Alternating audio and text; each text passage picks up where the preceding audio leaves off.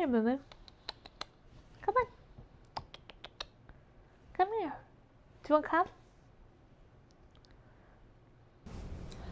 I was in 5th grade the first time my shoulder dislocated, and I didn't go to the hospital. I put it back in myself. At the time, I didn't think anything of it. I just thought it was what you were supposed to do. I didn't realize that this was the beginning of years of joint instability. After that, it didn't just happen once, it kept happening over and over again. My shoulder would slip out, I would put it back in, and I didn't tell anyone. Partly because I didn't think it was a big deal, and partly because I didn't want to know if it was a big deal. After a while, I stopped questioning it, and it just became normal throughout middle school, throughout high school, and even into adulthood. I was really flexible and I leaned into that. I even used it as a party trick because I could move in ways that other people couldn't. And I was really good at things like yoga. But I didn't realize what looked like flexibility was actually just instability of my joints. And there was a point where it stopped feeling normal. In high school, I was in gym class and we were doing a dance. And that's when I felt it. My kneecap dislocated. This time felt different than all of the times when my shoulder dislocated. It felt like my kneecap had shifted completely out of place, like it had wrapped all the way around my leg. The pain was immediate and I was having a hard time processing what was happening, and I just started crying. This was the moment that I knew that I couldn't just keep popping my joints back into place. And I couldn't ignore this. So I told my grandma and we went to a physical therapist. I left the physical therapist with exercises, but I didn't have any real answers. No one asked me why this had been happening. They just treated it like an isolated injury. I kind of just went back to my life. My shoulder still slipped in and out. And to this day, my joints still don't really feel stable. But I had an answer to what I thought was the problem. So I kind of just stopped questioning it. Over time, I kept getting different diagnoses and none of it felt like it was really connected. I had asthma, Raynaud's disease, chronic inflammation of the nose, endometriosis, jaw issues. Nobody ever really looked at this all as one system. It wasn't until my late 20s until something really made me question everything. I was talking with a veterinarian that I worked with, and she was telling me about how her horse had kicked her off and she ended up dislocating her ankle. She was describing how painful it was and how she couldn't walk, how her husband had to carry her to the hospital. And the whole time, I just kept thinking, like, why didn't you just put your ankle back into place yourself? Like, why would you have to go all the way to the hospital to fix this? And that's when I realized that it's not normal for somebody to be able to put their own dislocation back. And it's definitely not normal for somebody who is in 5th grade to put their own dislocation back in. Most people don't grow up having to do that. And that's, I think, the turning point. All of the years of my shoulders dislocating, my knee dislocating, and all the times where I was like, this isn't a big deal, and me normalizing this in my head, it was a sign of joint instability. I had just learned how to live with it. This is around the time that I started looking into hypermobility. A lot of you might think of hypermobility as being double jointed or flexible. So it's not actually possible for you to have 2 joints, not as far as I'm aware.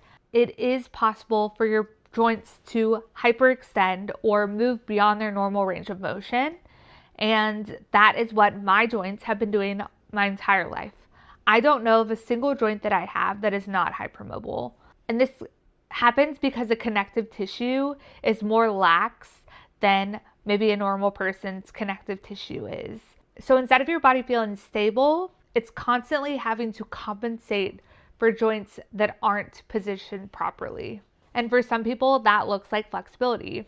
But it can also look like joints that slip or dislocate, frequent sprains, chronic pain or inflammation, fatigue, poor balance, and symptoms that don't always seem connected, like circulation issues, digestive issues, or like in my case where I have Raynaud's disease, TMD, I have endometriosis. All are highly linked to hypermobility. And the reason that I'm sharing all of this now is because something as simple as flexibility often goes unnoticed for years.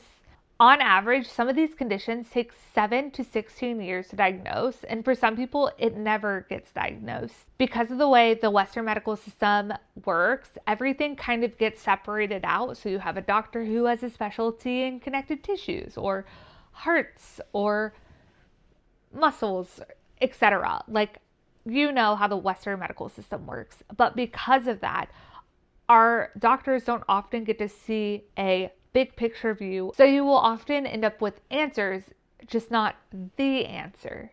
And sometimes these answers, they're not necessarily correct, or they might be correct. They just like point to a larger systemic issue. And that's why this matters right now, because May is EDS and Hypermobility Awareness Month.